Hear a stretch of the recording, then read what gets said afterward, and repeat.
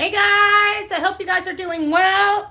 This is the Tuesday edition of the craziness going on. We did get an update. I'm trying to find everything. I just want to start out with stating that it is my lunch break. So if anybody has a problem with me eating my lunch while I do a live, instead of complaining about me eating lunch and doing a live, maybe just leave the live. Instead of trying to think you have control over someone, maybe understand you only have control over yourself and utilize the control you have over yourself and exit stage right. That's first and foremost. I hope everybody is doing well, but I'm going to be stuffing my face while I eat, and if anybody has a problem with it, so be it. You have a problem with it. We've got two cases that we've been covering. One very, very much in depth. It's a Sebastian Rogers case. We do not want to take away from his. Ooh, I wonder if I can do this. Let's see what it allows me to do. Ooh, I got a screen now. Oh, let me see if I can get one to fit. Hot dog. Look at that. Who knew? Hot dog. Yes, I wash it occasionally, every now and again when I take a shower, I wash my hair and just need to give something for them to chew on. Good morning, Shirley. It's nice to see you, love bug. I hope you're doing well. So as you guys know, and I got the wrong one. I guess the old one. We have $347,000 being offered, now for the Sebastian Rogers case. But there was a media release. Now, again, this is what I love. Like a small county that knows how to have public relations with the community. It is a great thing. What a novel idea to put out press releases, regular press releases, when you have a national interest case. So I just want to scream out kudos to Lincoln County Sheriff's Office for, Mr. and Mrs. Carguy, nice to see you guys. I hope you're feeling better. But what a novel idea to keep the public information flowing so people don't have to speculate too much, right? And keep those rumor mills down a little bit. God bless Lincoln County Sheriff's Office. Now, I haven't looked into how they're doing, but we got to step in the right direction. Eh? So this is the information updated at 9 a.m., which just came out about 20 some minutes ago because they're 3 hours behind us. So the people that are on the west coast of the United States, right now, it's just becoming morning. It's about 9:30 in the morning. And here on the East Coast, it's 12:30 in the afternoon. So Lincoln County Sheriff released this. And it says the Lincoln County Sheriff's Office and partnering agents are continuing active search operations for Dane Pulson. Investigators are following up on informational tips. Ground, water, and air searches are ongoing. Community members interested in helping with search efforts can continue to report to the staging area. I know there's been a lot of people that have reached out to me that would like to know a little bit more about these staging areas and where they can meet. They're meeting at the Elks Campground. The Elks Campground is at 205. If you guys would like to write this down, please grab a pen and paper. I will say it now and then I'll repeat it again. So as you notice, I'm trying to give you guys time to go get your piece of paper and your pen, or you can take it down on your phone, whichever you prefer. If you would like to help, you can meet at Elks Campground. That is 20590 Siletz Highway. That's SILETZ Highway in Siletz, Oregon, 97380. That address again, for those that were struggling to get a pen that works, because every time you try to write on a piece of paper with that pen you just found, it never works, right? So now you're probably in the process of pulling several pens out to figure out which one works. So now you should have a pen that works. And that address is 20590 Siletz Highway, Siletz, Oregon, 97380. That's where all the volunteers, that means you're not part of SAR, you're not part of the investigative body. It's Dane. Yeah, isn't that what did it autocorrect on my, let me go here. If it autocorrect, I can't do anything about that, but I can fix it. It sure did. Dad, burn it. Thank you for catching that for me.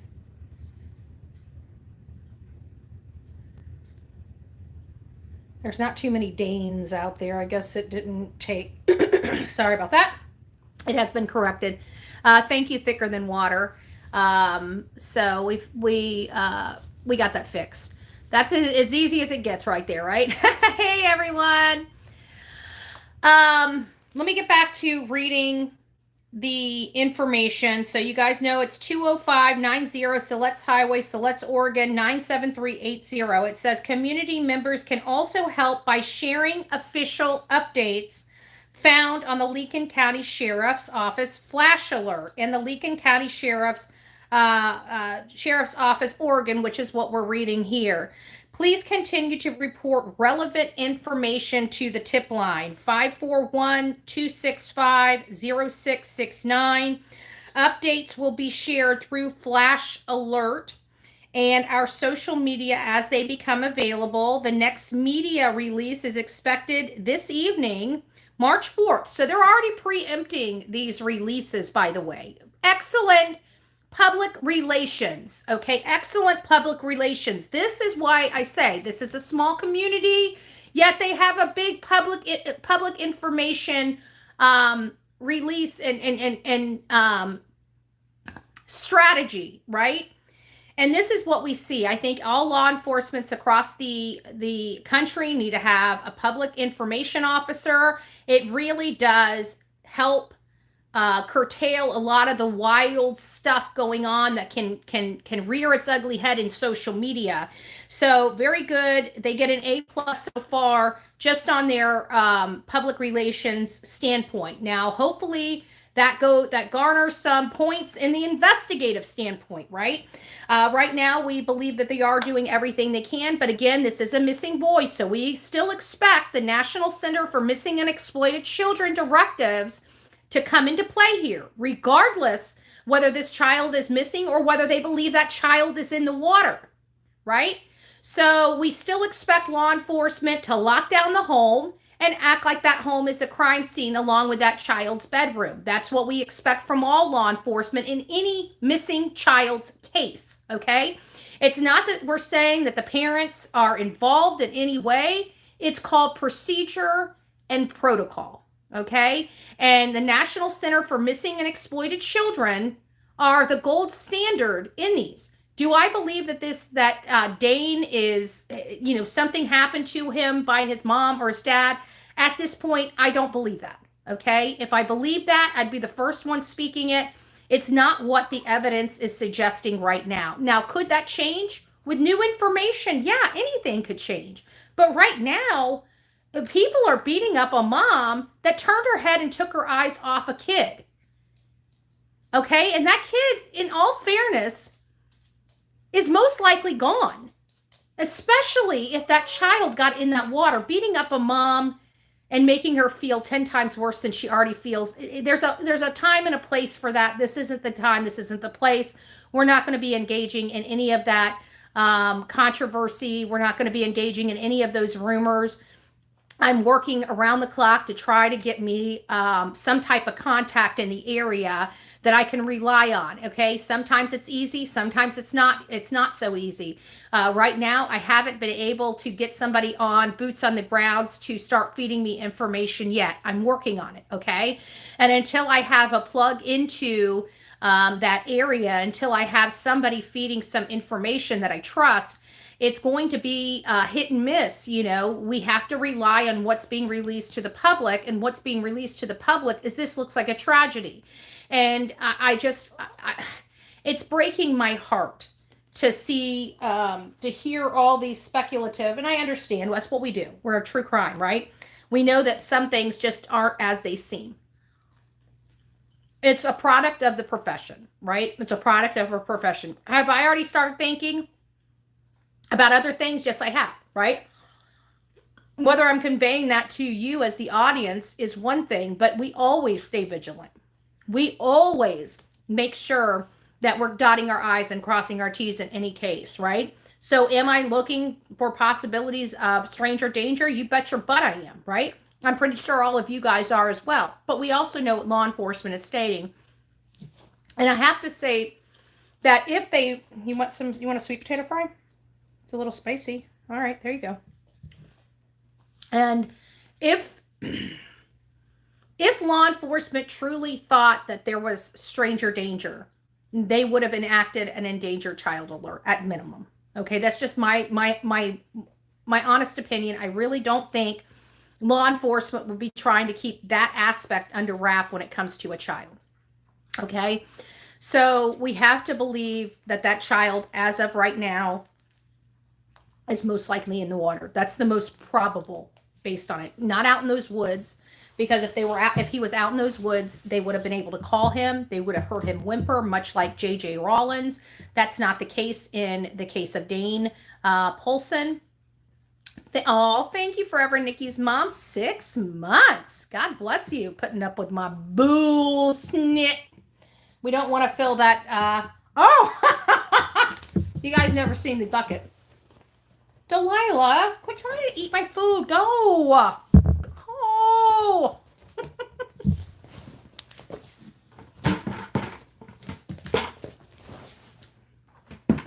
Let me see if I can take the background off just for a second. I don't want to take the background off. Maybe I'll just hold it like this. There it is. There it is. I know you guys can't see it. I'll show it when we go on a different, maybe when I do like a produced live, but you guys know we're running ragged. I will tell you, the rest of this week is going to be pretty extensive and exhausting for me. You guys know today, I'm still not done with my day-to-day. We're at our lunch break, which I'm stuffing my face. Thank God for roast history chicken. I'm stuffing my face, and then tonight I've got another meeting to go into, and I probably won't be home until like 7 or 8 o'clock tonight. Tomorrow morning, much of the same. I have meetings tomorrow. I have a meeting all day Thursday, so we're going to be doing an early live on Thursday, and we're going to be doing an early live and a late live on Friday. So that's kind of the wrapping up of the week. I wish I could give you guys a better schedule. I don't have a better schedule. We're trying to implement all of my county obligations in with all of my YouTube obligations, right? My true crime obligations. So I'm trying to do this balancing act. So bear with me. This is really the second month we've been trying to, get back into the groove of things. And that's where we're at. So we'll get a schedule worked out that everybody can remember and what have you. Thank you. Now, getting into the Sebastian Wayne Drake Rogers case. There's not a whole lot to say on Dane Pulson other than if you guys can help pass out flyers, can help with boots on the grounds there, please go. If you're in the local area and see how you can help. One thing that we believe here on the Bullhorn Betty channel is if we have the power to help, we help. Okay? No ifs, ands, or buts about it. If you have the time and the ability to go out and search, we kind of expect you to go out and search. Give back. Give back. It's all about giving back. We have been takers we're human beings. So part of our life we used to take. This is our redemption. This is our giving back to society of all the things that we took from society when we were takers, right? So this is what we do. So get out there, make an impact if you can. That's all that's expected of you. Some people are out in the area and they're immobile. Well, we can't expect you to go hike in the woods searching for somebody, but you know what you can do? You can share his flyer. You can make sure that you're in those social media groups on Facebook, making sure everybody's informed of everything that you know, right? There are things for everybody to do, no matter what your disabilities are or whatever. You want to give back, there's a gajillion ways that you can give back without even leaving your home and without even spending a dollar. But it will take your time. It will take your time, right? So I hope that everybody gets involved with Dane in advocating for him, as well as Sebastian Wayne Drake Rogers. We're much further in the Sebastian Wayne Drake Rogers case than we were on February 26, 2024, when this handsome boy behind me disappeared from inside his locked home where he was staying with only his mother. We are learning, because a lot of people had a lot of questions. Hey, Judy, it's nice to see you, love bug. It was great seeing you and meeting you, along with all the coffee club members that came out to pray over Sebastian and his father. Quit begging. You want another French fry? You didn't even eat the first French fry. You can't come over here and take my food and then just go over there and play with it and then leave it. Okay? Poopies. Poopies, poopies, poopies. So, we're much further along than when we originally started this case. One of the main things that we wanted to know in our pursuit for this was, one, to help pressure law enforcement on clearing Seth. Now, I don't know if that's ever been done, which I'm fine. You know, the bottom line is what was the purpose of doing that? The purpose of trying to clear Seth was to get him to talk, to have the open communication between him and the detectives, and also to bring some other resources in. So while I don't know if they publicly, I don't think they publicly cleared anybody in this case, not even the drivers on the roads. They know had nothing to do with it. And so maybe the green hoodie person. Okay. I think that's the only person that's been cleared in this case so far, publicly. And the person walking their dog, that are running after their dog at 12:17 in the morning. I think those are the only two that have been publicly confirmed as not being any type of, cleared. They're cleared. So,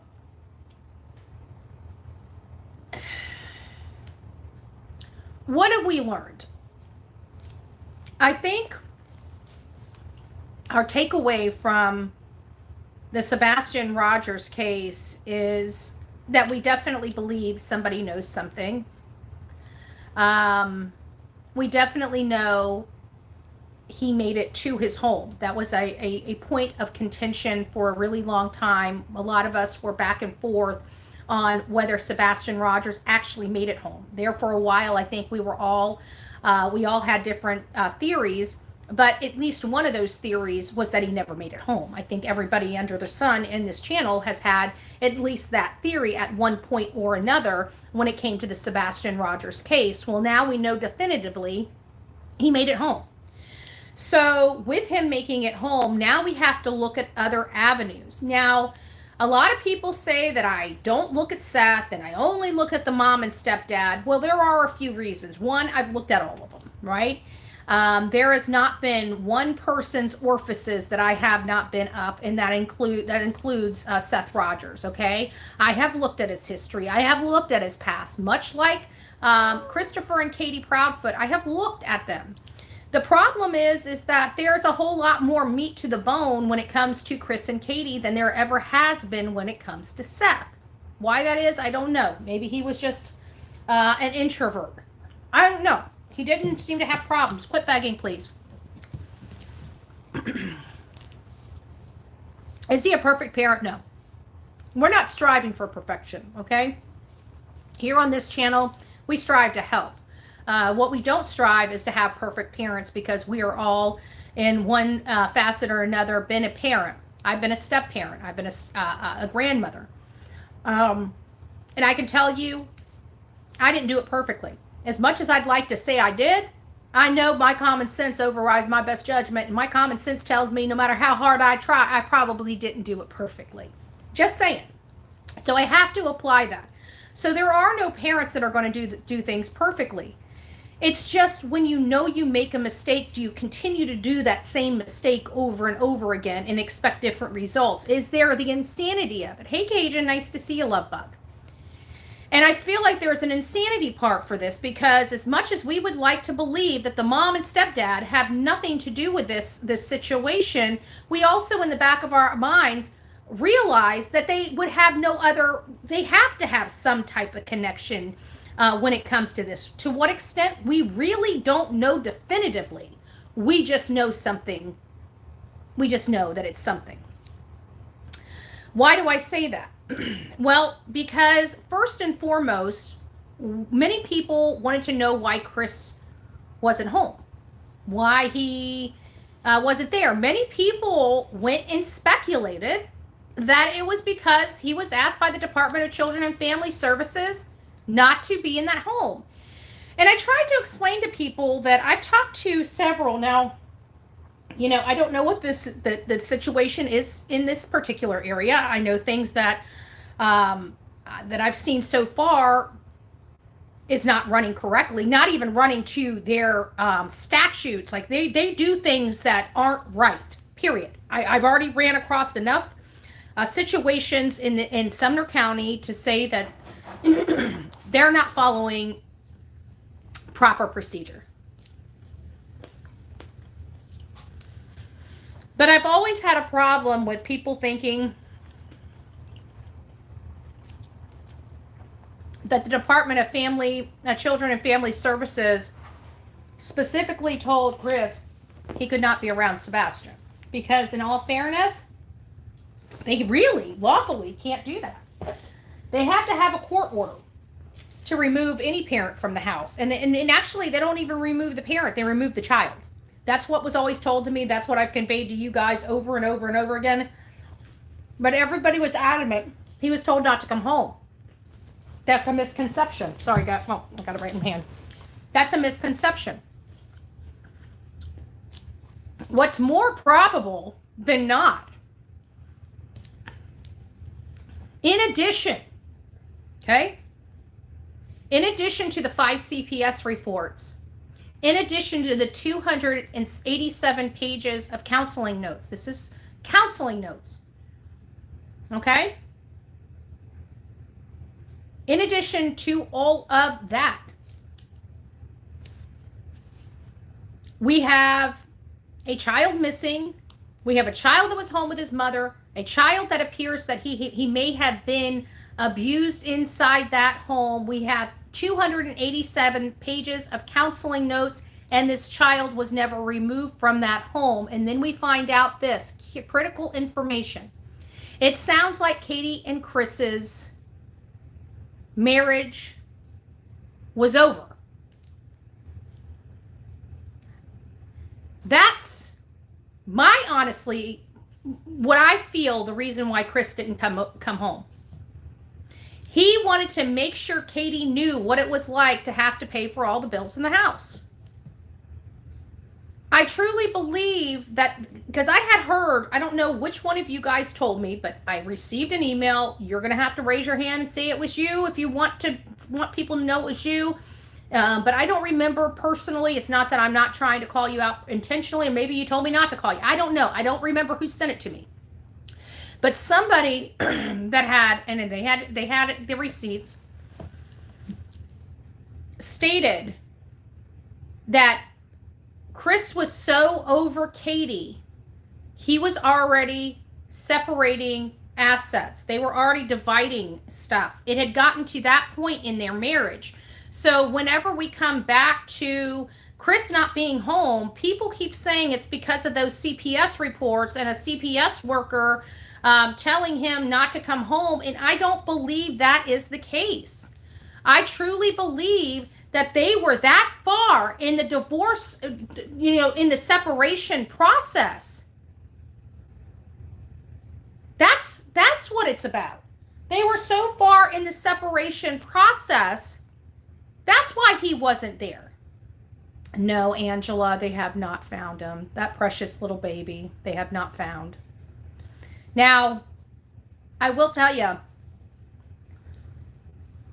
my opinions about the case with Dane will change probably on day 14 to day 20. I'm not sure where in that area, if he's not found by then.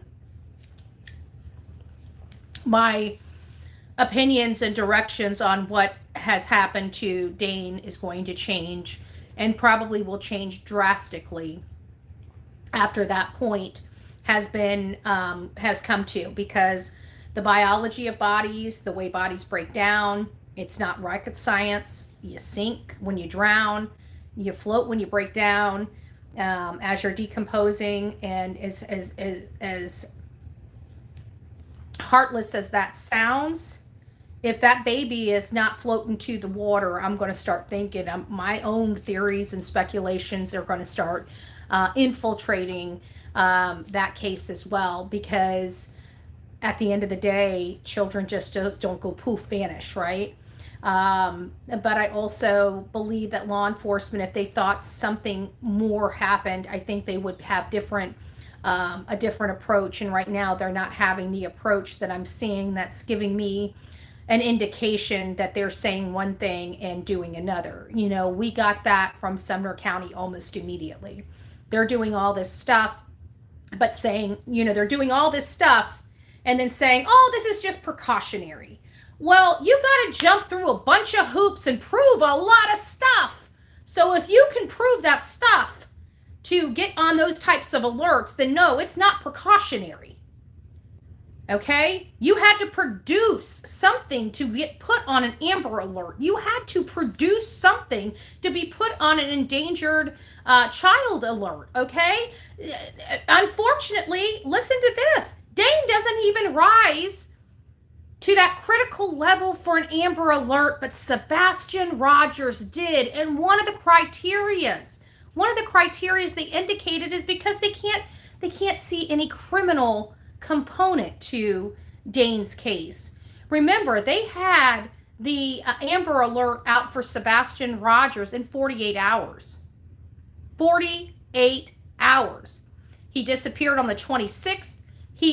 Maybe even less than that. He disappeared on the 26th, 6:30. So it was almost 48 hours before the 48 hours. The first 48 are very important.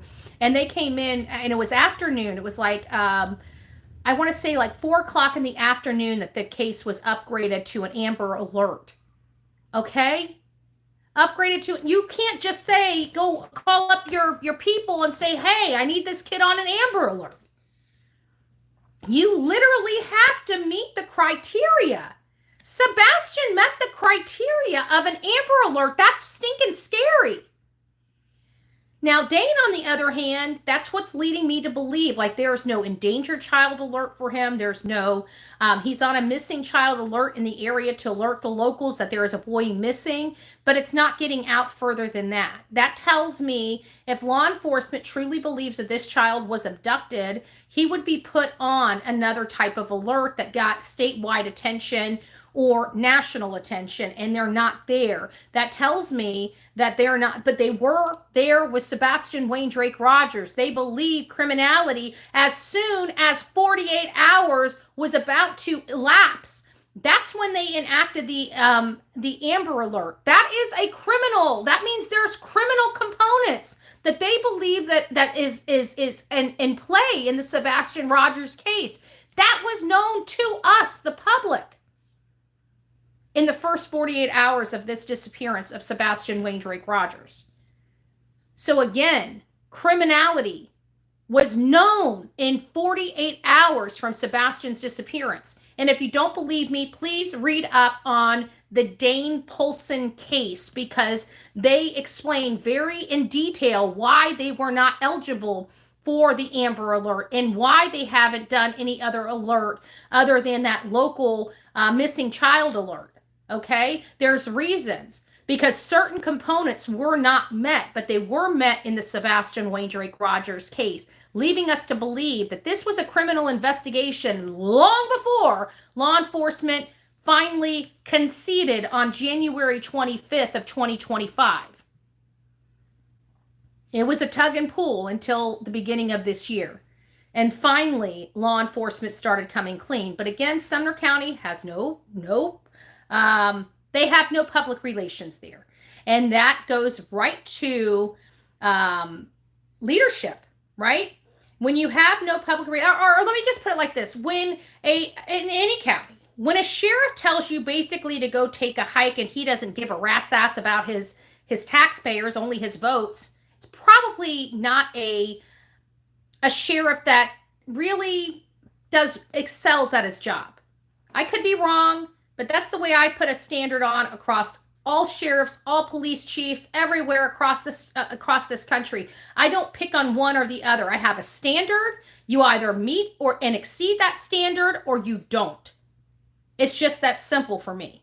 You either meet or exceed that standard, or you don't.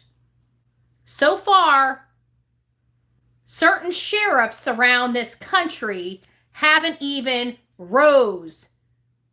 come close to the standard Bullhorn Betty has for law enforcement. But there are so many other law enforcement bodies out there that exceed my expectations. So don't say that my expectations are too high when the majority of our departments meet and or exceed those expectations, but a handful. Just saying. But a handful.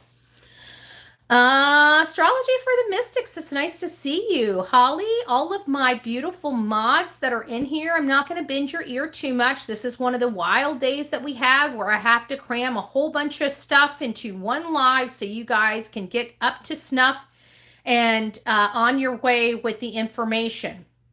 I truly believe Sebastian Rogers, I know Mob Crew, put a poll in last night. And I popped in there just for a few minutes to say hi to everybody and to take the poll. And it was basically, when do you think this case will be solved, or maybe arrest made, or I can't remember what the question. It was one of the two. And it says a few weeks, a few months, a few years. I truly believe we're getting close to where law enforcement is going to have no choice but to crap or get off the pot, so to speak, right? I truly believe that if they are not right now preparing for a grand jury, that they will be preparing for the grand jury here in the near future to be approaching them to find out if they have met their elements necessary to get an arrest warrant. I don't know this personally. I just want to make sure I put this caveat on there that I have not spoke to law enforcement. I have not spoke to Seth. I have not gotten this information from any particular person. I am looking at this case as a whole, from a bird's eye view, and all the cases that we've had that had no body and a lot of circumstantial evidence have, right about a year, 14 months in, 18 months, a year and 18 months, or a year and 8, you know what I'm saying, in 6 months, so 18 months. That's kind of the area that is when they start deciding how they're going to charge, right? So I have to believe that we're at the point where they're trying to decide what they can charge.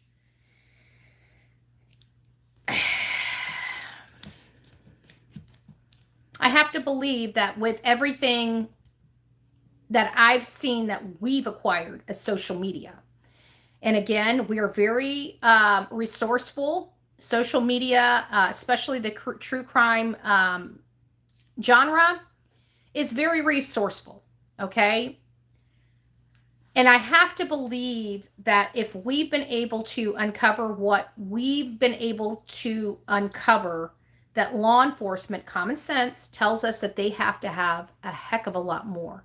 They have the access to the phones, they have access to the text messages, the photos, the movements, the vehicles, the vehicle movements, the Apple Watches, right? Anything that can track us. I have to think that that information, that data has been accounted for. We definitely know because of ET's live that Chris Proudfoot, the stepfather, came up on very hot and heavy again. You know, he seems to have an anger issue without a doubt.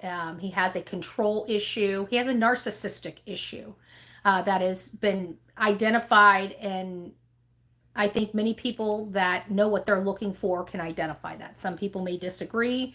I heard that from somebody, and it does fit. He's a narcissist, in my opinion. Not medically, I'm not a medical professional, but I believe he's a narcissist. And he has very low self-control.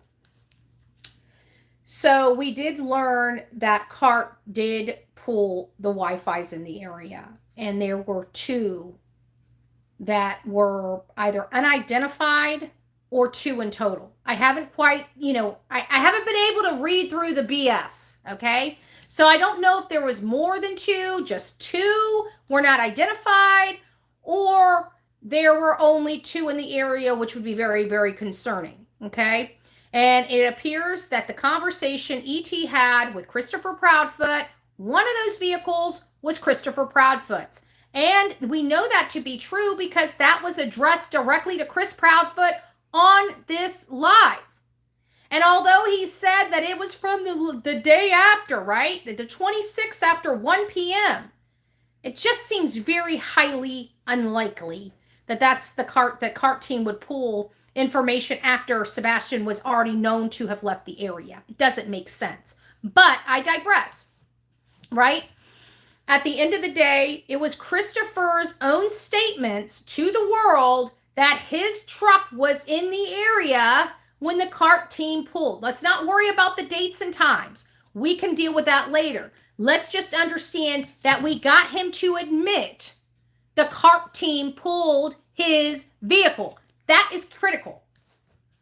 Now we have to decide, would that CART team actually pull information so far past? Like, I can see them pulling it sooner than this child disappeared.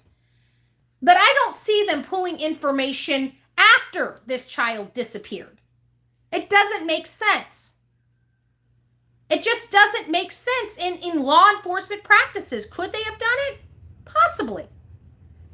But in my mind, if they're looking for who was in the area at the time this child disappeared, they are not checking after this child has already been called in all the way until 1 o'clock in the afternoon of that day. That, to me, does not logically make sense. And I can't imagine law enforcement being that involved where they want to know who was in the area at 1 p.m. The day that he went missing. They called him in at 6:30 and somehow they're concerned about a 1 o'clock vehicle showing up?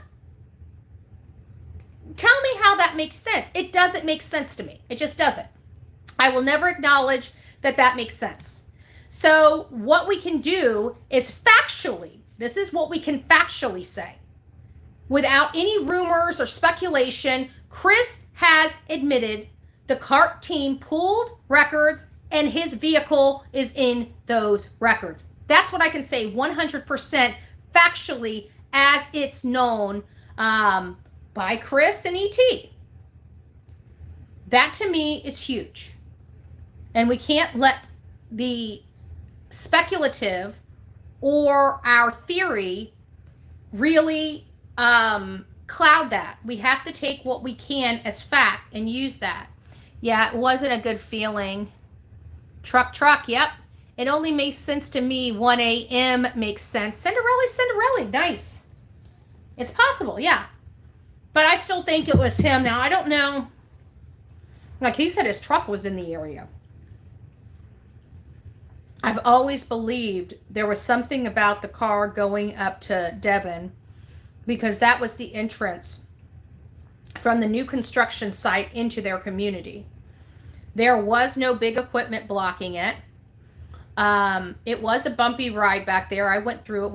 I need to go back through some of my content and really put something together so you guys can see. I mean, we rode back there on a live, but you guys need to understand specifically what that looked like back there. Now, we got there in June, obviously 3 months after this child, almost 4 months after this child, no, it was about 3 months after this child disappeared. And it, I could see the roads. Those roads didn't go in the last 3 months. I could see how, the lay of the land on the backside closest to their community, because that's the least, like that's the furthest. So they built all the stuff up front and is working their way back. So the further back you go to the community, the less developed it is. All right. There's just, in some places, you only have the dirt road and the manholes. The manholes have been put in, but there's no, when you go over those manholes, it could take the bottom of your car out, because it's nothing but a stack of metal that sticks up out of the ground this high, and it has no concrete around it because they haven't paved the roads on that side. Now, a year later, they might have those roads already paved, but when I was there in June, those roads were not paved. So I was in an SUV when I went there. So mine's sitting up a little higher. Well, so I don't see a vehicle, a car. I mean, a car could get through it. Yes. But it seems like it would be an extra bumpy ride, And since the car left and went out of the community, is it possible? Could it have double backed to that community so Chris could pick up his truck? See, I'm sorry. As you guys could see, I'm not looking at stranger danger when it comes to the Sebastian Rogers case. I know that this is a lot closer to home, and I think that statistics support my theory on that. I think past experience supports my theory on that. So I truly believe that the mom and stepdad and possibly other people know where Sebastian is and what happened to him. Now, the fact that he hasn't come home, and now mom's putting a heart and a cross on her arm as a tattoo, I think we all feel a certain way about that. I really do. I think we all feel a certain way about that, and it's not a comfortable way we're feeling either. So we have to keep that in the back of our mind as well. To me, that looked like a memorial, right? When I got my tattoo for Sebastian's Army, it was because we are Sebastian's Army and we are fighting for him. But it was also a memorial for me of my walk that I went through this case, right? I've been arrested. I've been lied on. I've been through hell and back when it comes to these parents. These parents have spent more time on me trying to shut my mouth and everybody else's mouth than they have looking for their own son. At this point, I want to put a general's cap on top of Sebastian's Army, because I feel at this point, or POA, prisoner of war, or POW, right? Prisoner of war when it comes to this, because that's how I feel at times. That's why it's on there. It's to memorialize my walk. It's to memorialize my walk. This has a different meaning than my son missing and me getting a tattoo. This has a lot to do with Sebastian, but more importantly, it has to do with the fight. It has to do with our mission. It has to do with us coming together for the greater good and finding answers, and us being in the trenches and in the gutters, right? That's what it has to do with. Hers is her son. Her son. And she gets a cheap heart with a cross in it to memorialize her son. It's disgusting to me, and I'm sorry. Hey, Smiley, it's nice to see you, love. Did you make it home? Is everybody that came to the vigil home safely now? Hey, Justin, I haven't seen you yet in the comments, but I see people saying hi to you.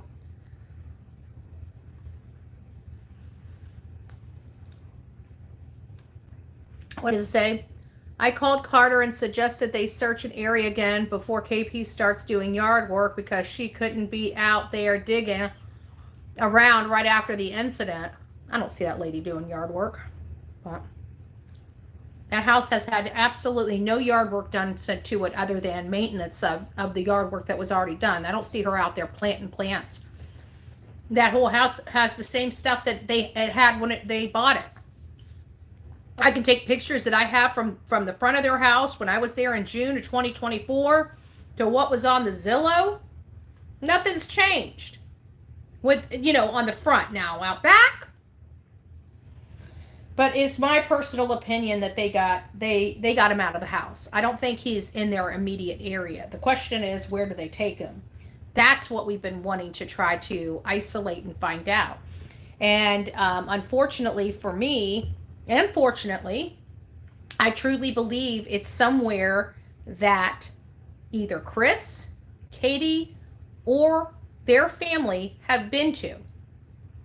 I truly believe it. Nobody is going to be working in an area that they've never been to in a situation like this. Now, moreover, let's look at the flip side of this. Let's look at the child custody, right? If this was a stranger danger situation, I just don't see how they could survive without medication for Sebastian. I don't. And I don't see there being a black market for chromosome deletion syndrome medication, okay? I don't see a huge black market of people funneling that stuff in so you can buy it on the streets. Just saying. It seems to me that his medication has not been filled. It's never been filled again. He has no medication. He has no money. He has no food or other nutrients that he took with him. He has no shoes. And he's never been seen again after walking inside his home. That's why we look directly at mommy and stepdaddy. Not because we want to be mean to mommy and stepdaddy. As a matter of fact, I would love the situation to be much different so I could be advocating for the mommy and stepdaddy. But we're not in that type of situation, and I'm not an idiot. So there is that. There is that. I also wanted you guys to listen to something, and I thought this resonates with the hate channel so well. And this right here, I want you to take it for what you want. This is one of my favorite motivational speakers of all times. You guys know I've used his work many times on this show. His name's Sebastian. Believe it or not. Sebastian Inges. All right. We see that with President Trump right now. Is he a perfect human being? Fucking far from it. Not a perfect human being. There's a lot of reasons to be irritated by him. But when you hate everything he does, logic and rationale has left the room, right? That isn't logic and rationale. That's, I hate this person, so I'm going to spin every fucking thing he does as if it is pure evil, right? And there are lots of people that would sit and hear and be very comfortable with, yes, that's exactly right. Well, let me help you. If that's what you believe, you will be so easy to manipulate. You're a fucking pawn, and they don't realize it. Hate blind. Let me read. Right. Well, let me help you. If that's what you believe, you will be so easy to manipulate. You're a fucking pawn, and they don't realize it. Hate blinds. But if your global belief system is this person is evil, there's lots that you will miss. I would suggest nobody is that good and nobody is that evil. So all those idiots on the hate channels that are sucked in. See that with President Trump right now. Is he a perfect? Sorry. But you guys are what you make yourselves out to be. You're being used, abused, sheep, and hey, take all your money, go over there. And it's like almost like Scientology, right? You have to hand your whole paycheck over. You're a freaking pawn. You hate so much that you're so easily manipulated. And that's the kind of situation. I found that, and I'm like, that's exactly what is going on here on these streets. And these creators know that. And they capitalize off of that cult-like behavior. Exactly, Valley Babies. Exactly. Cult-like behavior. But how manipulative and manipulated their audience has been. They're pawns. They're pawns. I never want you guys to be anything but pawns for the truth, right? And pawns for these victims. And, you know, pawns it is. I'm a pawn, right? I get sucked in. I get used and abused to bring these cases to life and to light, right? A lot of these things, some of these cases would never even get, like Layla Santinello is a prime example of a case that a mom was begging for damn near 2 weeks to almost a month for somebody to take her daughter's case seriously. Nobody would take the case. And finally, Olivia and I jumped in, making that case go viral. Absolutely viral. And we were able to help that mom get attention to her daughter's case when nobody was ever able to help. And we want to promote things like that, not take away. If somebody could do that and help instead of hurt, bitch, moan, and groan and do absolutely nothing while saying, oh, everybody else is grifting, but somehow the thousands of dollars you're getting is not a grift. It's crazy. I'm sick and tired of hearing about money. I'm sick and tired of hearing about these wedge issues. I'm sick and tired of hearing there's either good people or bad people. You're either here for the right reasons to help and advocate. That means you get your ass up and go out and put some flyers up, or you don't. You either contribute to help put banners up or you don't. You take some of your stuff and you put toward these cases that are making your life a lot easier. But these people don't. They take and take and take and take and take. Oh, Sebastian. Oh, his father's a pedo. Oh, this, oh, that, oh, that. But hey, don't worry. I'm not going to get off my butt. I'm just going to tell everybody that I'm going to a vigil, collect all this gas money, and know that my ass is still sitting in the same state. You know what? I was threatened with being beat up. I was threatened with being in jail. I was threatened with a whole host of things. You know what? My ass shows up. And these threatening people that want to take me out and want to beat my butt, what do they do? Where were you hiding? Where were you hiding? You definitely didn't show up, right? You couldn't show up for me. You couldn't show up for Sebastian. You just can't show up. All you do is tag his name in there and criticize everybody and then do absolutely nothing to help. So I'm going to tell Shamu, Fat Lips, and Chlamydia, get off your fat asses.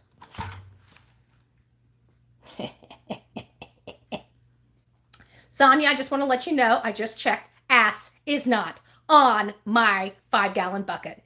So, fatty 2x4, get off your ass out the door, okay? Go hang some flyers, shut your fat lips, and get out there and make a difference. That's my message. But you know what? They won't. They won't. Okay? They're going to still sit there, not scrub their house, get high on all these substances, and waste their life away. That's all they're doing. Oh, but look at me. I'm gonna beat your ass, and I'm gonna do this, and I'm gonna do that, and I'm gonna do this, and I'm gonna do this, and I'm gonna... Okay. Well, listen. People that are gonna do something, they don't need to be telling you all the stuff they're gonna do. This is what I do. And I do this in my county meetings and everything. When I mark you and I come after you, I tell you, hey, I'm coming for your job. And they like to laugh. Oh, yeah, okay, you're not that bad. Okay. Right? And that's all I have to say. I don't have to keep harping on it. When I come after somebody's job in the county, do you think I keep telling them week after week after week after week I'm coming after their job? No. I say it once. And then I get to work. And you know what happens? Typically somebody gets written up or they get a pink slip. Because I'm not one of these people that sit there and do things inappropriately, right? If they're inappropriate and they've done something to jeopardize their job, I bring it to light. But I'm not sitting there harping on it, right? Like the guy that's in the code enforcement, He knows I'm gunning for him to get written up. I'd like to see him lose his job. But I definitely am gunning to get him blocked. Do you think I go in there every week and say, I'm gunning for your job? I'm going to do this. I'm going to do that? No. I go in there every single week with passion. Because I don't need to keep telling you what I'm going to do. I just do it. That's how you roll. Let me just go back here. As a matter of fact, while I'm doing this,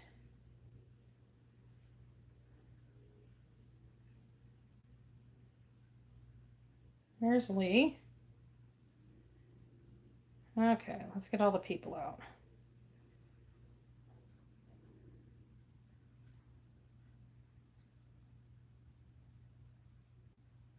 Oh, yeah, there it is. I'm right behind him.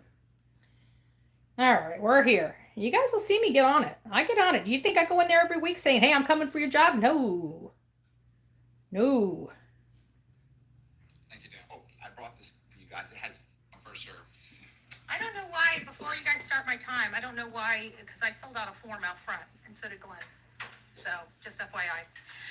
All right, I'm Andrew Griffin, Manatee County advocate, activist, whatever you guys would like to call me. Just don't call me late for dinner. I also don't really care for George Cruz. I'm just joking. I love George. Mine is shelter reduction of cost and efficiency of construction. I'm hearing that our animal facility is getting bloated. I'm hearing that our price tag is close to $9 million on this animal shelter. So I would like to request this board, one, if that is true, to rein in the cost and to give the public the reality of the cost of this construction. I'd like transparency on that. The statue, you guys, it's the taboo conversation of this board. Many people, many conservative groups are still looking to find out, where is our statue? Has it been repaired? And when is it going to be installed? Again, something that's failing full transparency. One other issue that I have, which is more in Charlie Bishop's realm, is abuse of power by our enforcement. We are having some issues in the east side. I don't want to speak too much because we have a quasi-judicial hearing that's coming up this Thursday.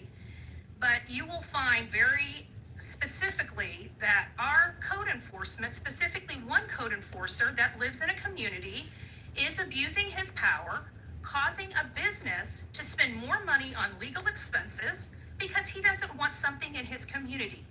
There is no way I'm going to sit here and not scream from the rooftops about abuse of process, abuse of power, or anything coming from our code enforcement. I also heard our code enforcement is out there door knocking. I'm not paying our code enforcers to door knock because one code enforcer doesn't want a business in his community. This is appalling to me. So we need to figure that out. So trust me, I think after 3 weeks of me being there talking about this one in code enforcer, I think he has a good understanding of what I'm doing.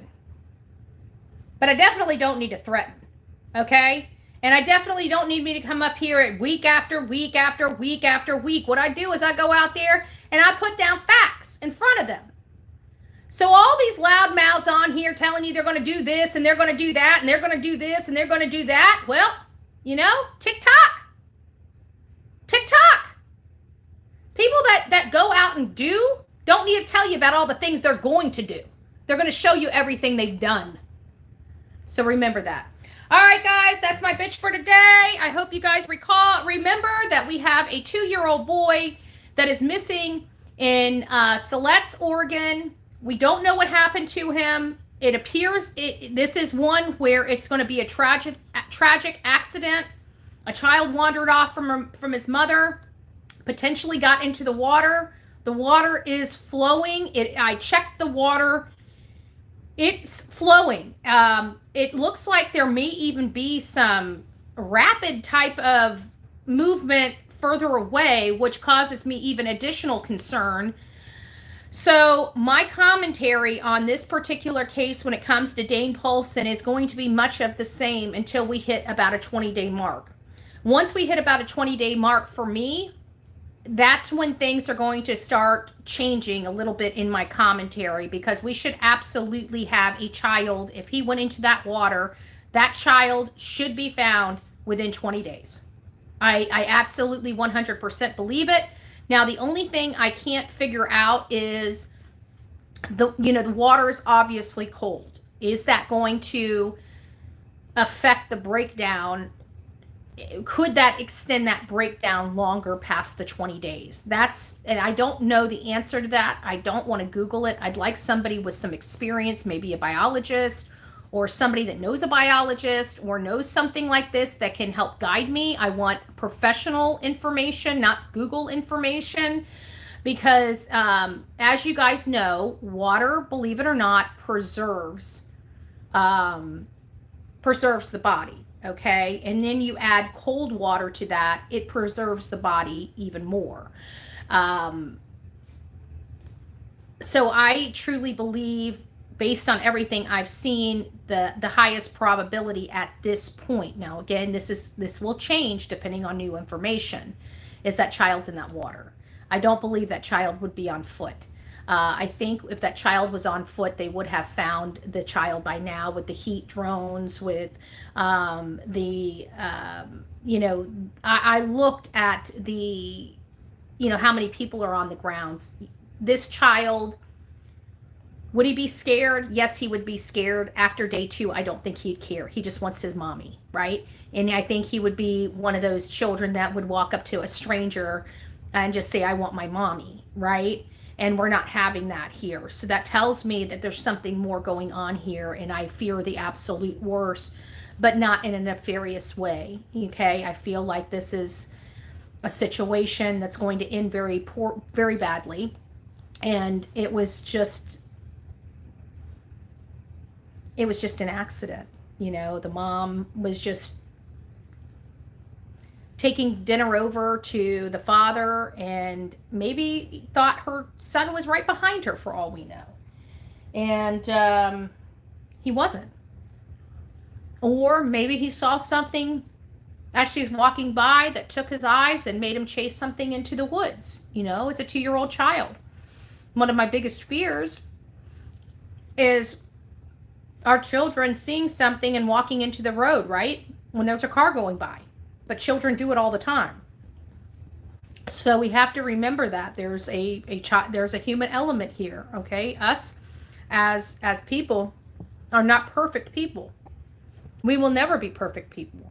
And by that we make mistakes.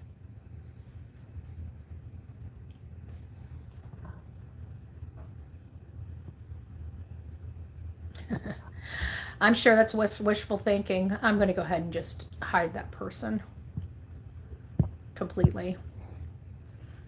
All right, guys. God bless each and every one of you. Rock it out with your coffee beans out. Don't forget to be fearless. If you see something, say something. An ounce of prevention is worth a pound of cure. And until next time, please be safe, but more importantly, kind to one another. And look at that. We now have the ability to have a green screen, kind of like TikTok. I might be over here a little bit more now with this feature than anything else. I love this. I love this. I can advocate. You guys see Missing Teen, Sebastian Rogers. You see his beautiful face. You see the reward. You see the phone numbers. I love this. I love all of this. Just to let you know. Just to let you know. I love it all. All right, guys. Rock it out with your coffee beans out. Don't forget to be fearless. And like I said, have a great day.